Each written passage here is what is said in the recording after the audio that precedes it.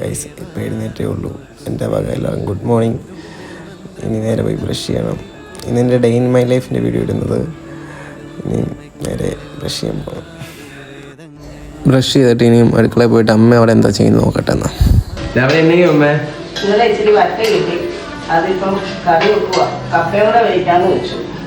നീ ഇപ്പം എഴുന്നേറ്റ് വരുന്നതേ ഉള്ളോ? ഇപ്പം എഴുന്നേറ്റേ ഉള്ളൂ. ചായ അങ്ങനെ ഇന്ന് കോളേജുള്ള ദിവസം ഇന്ന് പോകാൻ ഭയങ്കര മടിയായിരുന്നു. ഇപ്പോഴാണ് ചായ കുടിക്കുന്നത്. ഇതാണ് എൻ്റെ കപ്പ്. ഇതിനകത്താണ് എപ്പോഴും ചായ കുടിക്കുന്നത്.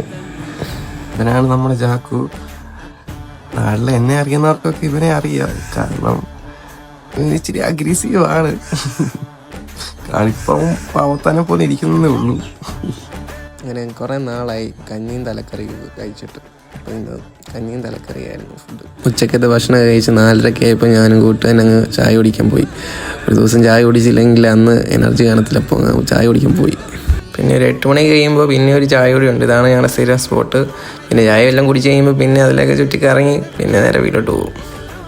അങ്ങനെ വീട്ടിൽ വന്നൊരു 10:30 ആയപ്പോൾ ചോറും കപ്പയും മീൻകറിയൊക്കെ കഴിച്ച് പിന്നെ ഒരു 12 മണിയൊക്കെ ആയപ്പോൾ അങ്ങ് കിടന്ന്. അപ്പോൾ ഓക്കെ, ബൈ.